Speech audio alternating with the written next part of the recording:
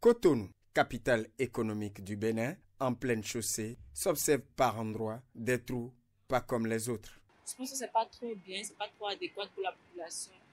Ils délangent les véhicules, les gros camions et les motos aussi. Ce caniveau laissé ouvert présente beaucoup de risques. Ce sont des exutoires d'eau dotés à l'origine de couverts en acier. Normalement, on doit le protéger. Nous demandons souvent aux usagers de faire très attention parce que c'est vrai, nos rues ne sont pas éclairées comme cela devrait l'être et ces endroits-là ne sont pas parfois remarqués par les usagers de la voie et c'est ce qui crée les accidents. Doit-on parler d'ouvrages laissés sans protection? En tout cas, cette ouverture constatée est due à l'insouciance ou à la recherche de gains faciles de quelques personnes. Ceux qui volent ces couverts sont des ennemis de la patrie. Ça, c'est de l'incivisme. Quand quelqu'un s'en va prendre ça pour utiliser. Et quand vous faites ça, on peut vous amener à la police. Ou les responsables du quartier, lorsqu'ils remarquent qu'il y a de ces personnes-là qui volontairement enlèvent les couverts des carnivaux, eh bien, on peut les signaler. Comme le prétendent les usagers de la route, la disparition des couverts rend la circulation difficile. D'ailleurs, il serait bien de placer une caméra pour contrôler les destructeurs de la route. Il y a les tests qui prévoient que lorsque vous créez de dommages à la route, vous êtes responsable et vous devez indemniser. Et donc, ces personnes, si on les surprend, c'est qu'on va les amener à réparer la route et à essayer d'éviter de créer des dommages. Mais ce à quoi nous appelons, c'est qu'il n'est pas bien que la route, qu'on dépend des milliards pour construire, que nous-mêmes, nous prenons notre main pour encore détruire ces routes-là, parce qu'en réalité, c'est notre impôt, c'est de l'argent de nous tous, et si cet argent-là restait, l'État pouvait aller faire autre chose avec que d'être en train de faire l'entretien des routes pour des routes qui n'ont pas encore atteint l'âge de dégradation. Ces trous béants en pleine chaussée constituent de potentielles menaces pour les usagers de la route.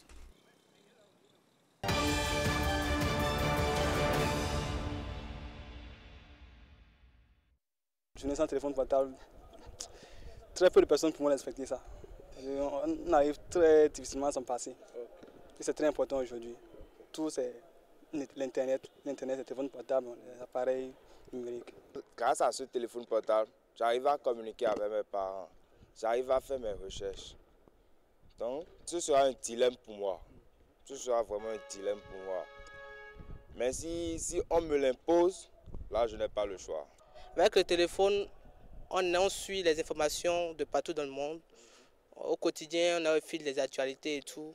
Bon, que ça a aussi son côté financier que ça nous rapporte. Le côté financier que ça nous rapporte, c'est que ça nous génère aussi de l'argent si on sait l'utiliser. Mais je pense que ce n'est pas une bonne initiative selon moi. Parce que laisser l'outil, genre la technologie qui nous assiste, je crois que ça soit difficile. Le téléphone est devenu plus qu'un outil de communication, c'est devenu une fourniture de bureau, c'est devenu un matériel de travail bureautique et beaucoup d'autres choses. Et ça permet vraiment de faire beaucoup de choses, tellement que se passer de ça pendant toute une journée, ça peut être compliqué. Par exemple, moi, avec ce téléphone, je fais des paris sportifs. Si un jour on décide de m'arracher ce téléphone, je serais très mécontent.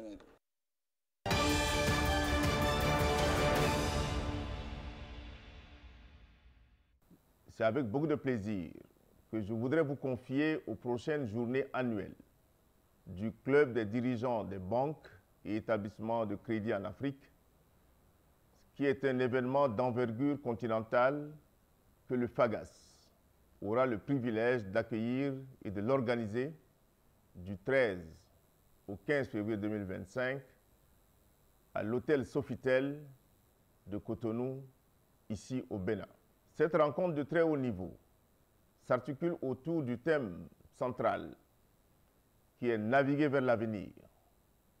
Ce thème axé sur la transformation digitale, la résilience et la durabilité des banques africaines face aux défis de la décennie 2025-2035. Cette rencontre sera aussi l'occasion pour nous dirigeants des institutions bancaires et financières africains d'explorer des stratégies innovantes pour accélérer notre transformation digitale, de partager les meilleures pratiques en matière de gestion des risques et d'accès au financement, ainsi que de forger ensemble une vision commune pour un secteur bancaire africain résilient, innovant et durable à l'horizon 2035. Je voudrais inviter chaleureusement tous les premiers responsables des banques africaines, des établissements de crédit, des compagnies d'assurance, des fonds de garantie, des marchés financiers, ainsi que les représentants des banques centrales et les organes de régulation à se joindre à nous pour cet événement capital. Ensemble, nous pouvons relever le défi de l'accélération du financement et du développement de l'Afrique. Rendez-vous donc à Cotonou du 13 au 15 février 2025 pour façonner l'avenir du secteur bancaire et financier africain. Votre participation est cruciale pour construire un écosystème financier robuste, innovant et durable, capable de propulser le développement de notre continent.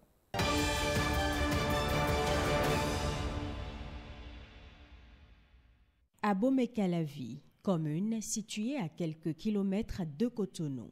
Malgré l'urbanisation galopante, on peut encore y découvrir des espaces verts comme cette formation végétale de la zone guinéo-congolaise du Bénin.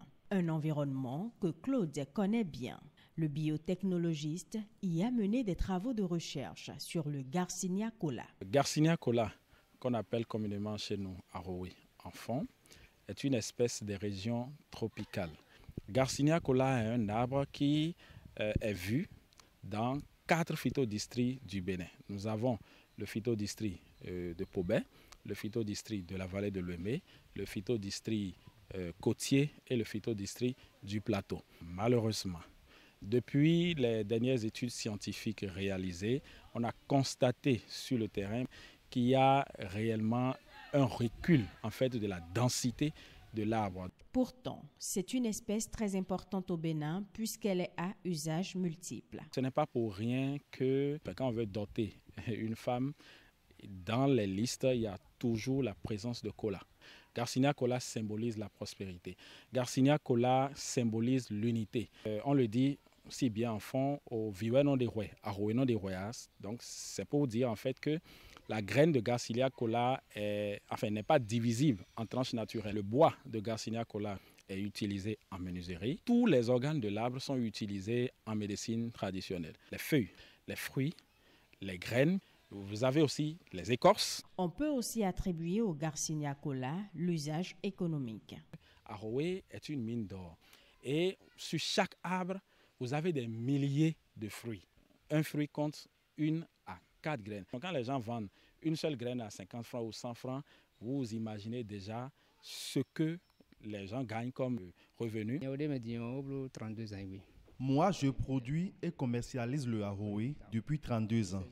C'est un héritage qui se perpétue de génération en génération chez nous. Je ne vous le cache pas, je gagne bien ma vie avec cette activité. Actuellement, dans cette formation végétale, nous disposons de 10 arbres. Un arbre peut nous rapporter en moyenne 350 000 francs CFA. Une filière d'avenir qui pourrait contribuer à la croissance économique seulement si elle est développée. Il y a un certain nombre de graines qui nous proviennent des pays voisins, alors que ici, nous avons la zone guinéo-congolaise qui nous permet de cultiver assez de plants d'Arowe pour d'abord nous-mêmes nous autosuffire et maintenant aller à l'exportation. Parce que c'est qu'il y a beaucoup d'autres pays qui utilisent Garcinia cola Arowe dans beaucoup en fait de produits transformés.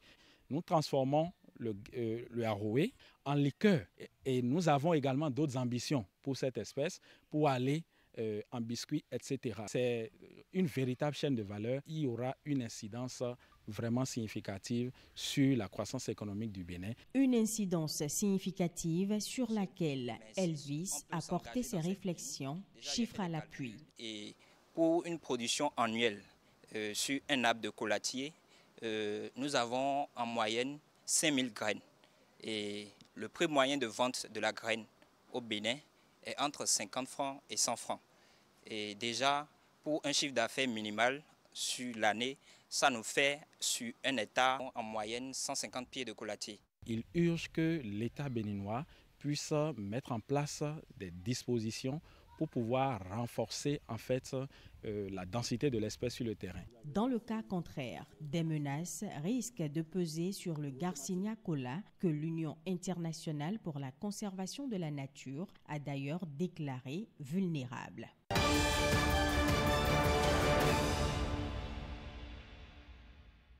Les réformes engagées par le gouvernement de Patrice Talon ont impacté tous les secteurs d'activité. Dans le domaine de la sécurité sociale, les délais de liquidation et de paiement des pensions, aussi bien pour les agents de l'État que pour les travailleurs du secteur privé relevant du régime de la Caisse nationale de sécurité sociale, ont été réduits. Moi, je suis admis à la retraite le 1er mai, mais la CNSS m'a appelé en juillet et il m'a donné une note de notification de ma pension, le montant que je dois prendre. Et sur la même note, on m'a fait de rappel du second mois. Donc le montant que je dois prendre, c'était une surprise pour moi. Madame la ministre, les réformes sont bonnes et belles. Je dis bien que les réformes sont belles et bonnes. Du moment où moi, Zanou Lucien Viro, j'ai reçu mon livret, il y a 3 jours, on m'a appelé le vendredi de venir au ministère avec 3 photos. Je suis allé au ministère des Finances le lundi à 8h45, mais je suis debout là quand on m'a remis mon livret. J'étais à la maison, un jour on m'a appelé que le lendemain de se présenter à la caisse. Je suis parti, on m'a donné le papier avec un chèque. J'ai des collègues qui sont partis, mais un mois après, ils ont eu ça. Avant, les gens ne font pas de visites. On les laisse après, peut-être il est mort, et puis on prend sa pension pendant la personne est déjà morte.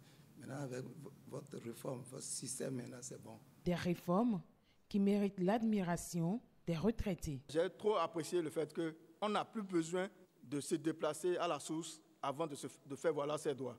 Un coup de chapeau pour tout ce que l'État a mis en place pour que cela se passe. C'était difficile pour nos parents. Aujourd'hui, c'est bon. Le gouvernement a fait l'effort de corriger ça. On doit tirer chapeau. Dans la vie, c'est ça. Il faut remercier. Qui c'est bon, il faut dire que c'est bon. Sincèrement, c'est bon. Je suis heureux. Vraiment, les mots me manquent pour vous dire merci et merci au président de la République.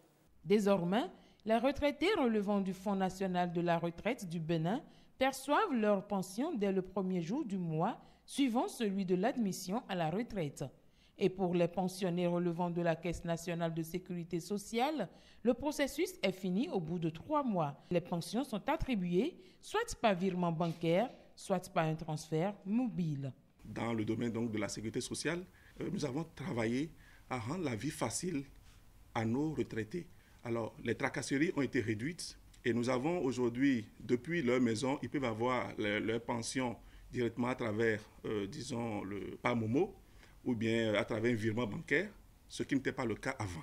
Le mécanisme de coordination de liquidation des droits de pension permet aujourd'hui aux agents affiliés successivement au régime de la FNRB et de la CNSS de bénéficier d'une pension de retraite dès lors que le total de leurs années de service sous les 2 régimes est au moins égal à 15 ans.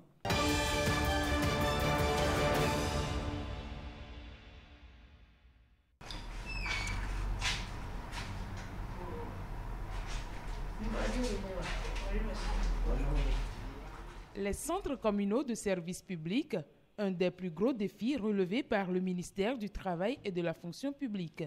Désormais, plus besoin de braver de longues distances pour bénéficier des services publics. Tout se rapproche de l'usager. Alada est une ville carrefour. Il y a les gens qui quittent Dorfort, tout ça là, qui doivent quand même venir normalement bénéficier de ce centre. Vous savez, aujourd'hui, le numérique faisant le pas sur l'homme, tout ce qu'il faut faire, aller à Cotonou dans les services, demander un service et faire le contournement de tout un bureau, on dit, vous revenez demain matin et tout, on le fait en un clic. Et ce qui est bien ici dans ce centre est que quand vous relayez l'information est allée droit à qui de droit. Et lui, derrière, il a une obligation de réponse. À Covey, Le dispositif est aussi présent pour satisfaire les populations du zoo, ce qui fait d'ailleurs la joie des usagers clients. Ce qui fait ma joie principalement, c'est parce que avant, il faut voyager sur Porte-Novo. Et arriver là-bas, tu passes de bureau en bureau, tu peux faire au moins 3 à 4 déplacements. Or, c'est des déplacements à risque. Tu vas quitter Zayando pour aller à Porte-Novo. Avec l'avènement des centres communaux de services publics, vraiment, ça nous allège profondément la tâche et nous sommes vraiment contents.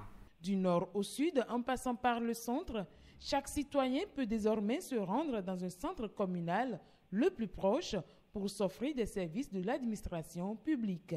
C'est un dispositif qui est composé d'un écran de diffusion pour l'accès à l'information sur toutes les diligences que l'administration publique met en œuvre pour faciliter la vie à l'administré. Nous avons une bande tactile connectée qui est mise à la disposition des usagers clients, des citoyens pour pouvoir solliciter toute l'offre de services publics mise en ligne par l'administration publique. Vous avez un point focal titulaire, un point focal suppléant qui se relaie pour accueillir, orienter, assister l'usager. Il faut dire que ce dispositif, pour garantir la continuité de service, repose sur un champ solaire photovoltaïque qui donne à chacun de ces centres communaux de services publics une autonomie complète, indépendamment du site qui l'héberge. Un dispositif fiable qui garantit non seulement une satisfaction absolue à l'usager, mais qui réduit surtout les risques liés à la sécurité routière.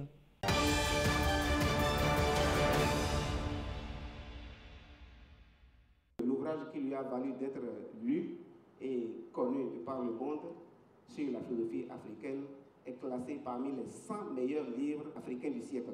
Philosophe béninois de renommée internationale, le professeur Paulin Rontondi a tiré sa révérence le 2 février 2024. Il est célébré à l'occasion du premier anniversaire de sa disparition. De son vivant, il a réussi à combiner réflexion philosophique et engagement politique.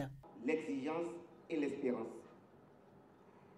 À mon sens, c'est essentiellement autour de ces deux valeurs telles des fils que s'est tissé pour l'essentiel la vie et la trajectoire intellectuelle de celui à qui nous rendons hommage. Paulin Rontondi s'est efforcé de mourir bravement dans son combat contre la déraison, le non-sens, la doxa et ce que Jean Habert, dans son essai sur le mal, qualifierait d'injustifiable. Il était fortement conscient des mirages théoriques et de leurs dérivés existentiels qui pouvaient dangereusement compromettre l'avenir de la philosophie en Afrique. Cet héritage est au cœur de ce colloque international, une occasion pour chercheurs et étudiants de tous horizons de lui rendre un hommage. Les lieux de recherche témoignent de l'impact décisif des travaux de notre compatriote dans ce qui a été la longue et rude polémique autour de la question de la philosophie africaine. Que l'œuvre de Rontondi ne puisse être limitée à cette querelle néanmoins décisive pour la philosophie et les sciences humaines, que les autres champs de son non moins importants, tels que ses travaux sur l'extraversion, puissent être investigués et développés, sont les espoirs que l'Académie nationale des sciences a et l'être du Bénin nourri pour ce colloque. Je souhaite surtout que vos travaux contribuent à continuer la mémoire de ce monument désormais tombé dans le patrimoine immatériel de notre époque et des temps à venir. À travers cet hommage, l'œuvre de l'illustre disparu est ainsi perpétuée pour inspirer les générations futures.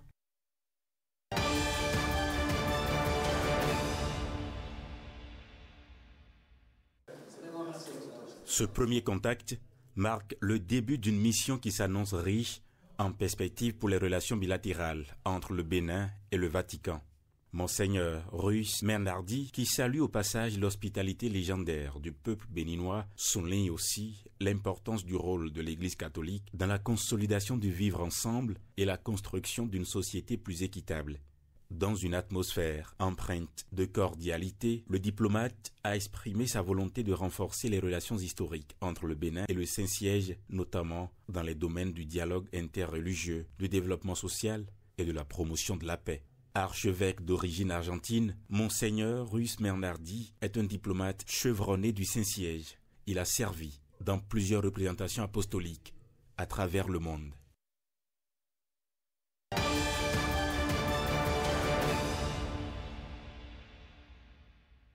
Les réseaux sociaux se sont enflammés récemment. Les visiteurs de l'esplanade de l'Amazone s'interrogent. Entre spéculation et inquiétude, les rumeurs semblent se propager à grande vitesse. Mais il n'en est rien. Non, pas du tout. Et moi, je passais. Et puis, comme j'ai l'habitude de passer pour aller chez moi, au retour, je me suis dit, je peux me faire une belle photo. Et depuis que je suis ici, des gens sont en train de faire des photos par-ci, par-là. Je n'ai jamais vu à l'instant T quelqu'un renvoyer qui que ce soit. Tout comme cette dame, Moumouni Emas, visiteur togolais, prennent du bon temps ici sur l'esplanade de l'Amazone. Ils sont venus visiter l'Amazone, visiter un peu la ville aussi. C'est mouvementé quoi. Tout le monde est tranquille, tout le monde s'engage de son côté. On viendra les week-ends, passer les week-ends. Aucun souci, quand on était arrivé, juste on a garé nos voitures de l'autre côté et puis on a eu accès facilement à ce lieu. Donc, et puis on est ici en train de faire des photos, des vidéos et puis se réjouir avec la famille. C'est ma première fois d'être ici. J'avais un ami qui avait visité ici, je pense 2 semaines il y a de cela. C'est lui qui m'en a parlé de ce lieu, donc j'ai décidé de venir ici avec la famille aussi pour visiter.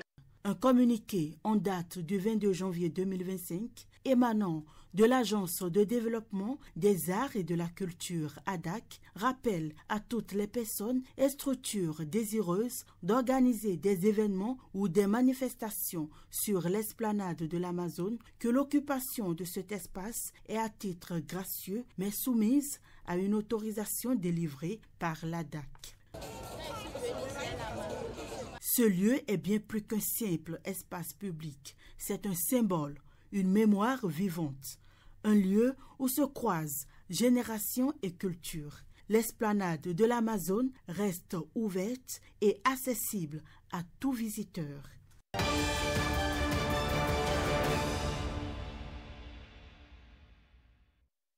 L'année 2024 est passée et 2025 commence sous de bons auspices à l'Agence nationale de gestion des marchés ANAGEM. C'est donc à juste titre que ces hommes des médias sont là en vue de recueillir des points.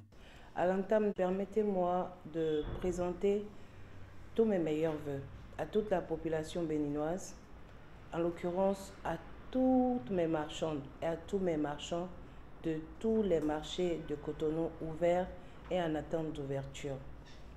En fin décembre 2024, nous avons réussi avec l'effort de chacun de nous, de la population et des marchands, à ouvrir au total 14 marchés sur toute l'étendue du territoire national. Passé ce bilan, marchands et usagers attendent certainement des projections pour l'année en cours. Au début de cette année, nous avons fait nos planifications sur le nombre de marchés ouverts. Nous allons débuter avec les marchés de détail. Nous avons encore à notre actif 7 marchés de détail que nous allons ouvrir. Il s'agit essentiellement du marché de Aglar-Lazuto, encore appelé marché Sainte-Trinité, parce que c'est contigu à une église. Nous avons le marché de Rondro à Abomey. Nous avons le marché de Kokokodji. Nous avons le marché de PK3. Nous avons le marché de Wando. Sans oublier les marchés de Djougou et de Parakou. Pour rappel, 35 marchés sont en attente de lancement, dont les marchés de Gros d'Akasato et celui du pôle commercial du stade général Mathieu Kérékou.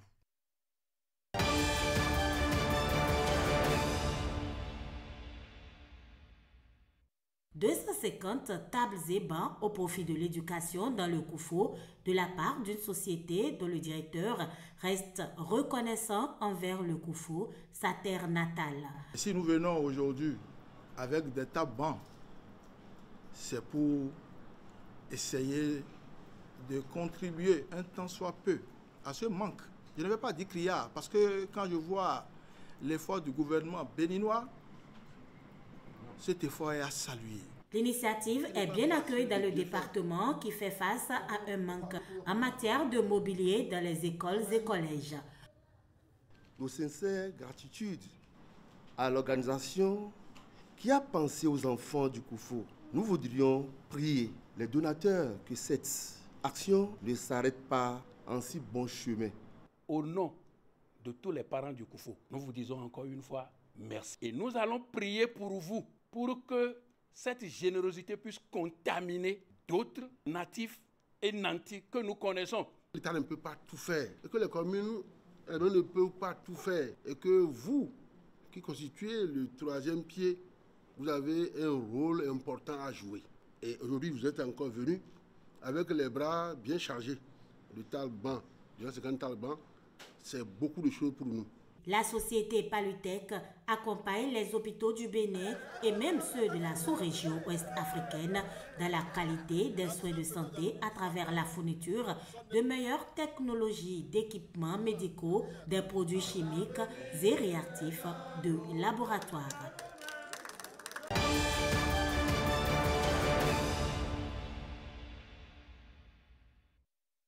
Un eurobond, c'est une obligation qui a été mise dans une monnaie, dans une devise étrangère. L'émission de 2025 par le Bénin place le Bénin en première position de tous les pays qui ont fait donc des émissions sur le marché international. Et par rapport à l'année passée, on comprend que les émissions de l'année 2025 sont des émissions quand même qui ont un coût modéré, un coût moindre, juste parce que les autorités qui se sont déplacées pour cette émission ont rencontré plusieurs investisseurs. Donc la loi de l'offre et de la demande jouant en faveur de celui qui demande, c'est-à-dire plus il y a d'offreurs pour un demandeur, donc ça agit sur le taux. Donc c'est ce qui a fait d'ailleurs que le taux de la première mission, donc de 500 millions de dollars, est dans l'ordre de 6,48%, alors que pour l'année passée, c'était à un taux plus élevé. Et l'horizon est plus éloigné que l'émission donc de l'année passée. Un emprunt peut impacter le quotidien des populations sur plusieurs points. C'est le bien-être qui peut résulter des projets qui améliorent le misère des populations, c'est-à-dire l'eau, l'énergie, la santé, l'éducation. Ce sont des projets viables, ce sont des projets d'avenir. Et le gouvernement a bien fait de pouvoir faire la part des choses. Il y a des projets ODD, il y a des projets qui sont structurants, des projets qui changent la structure de l'économie.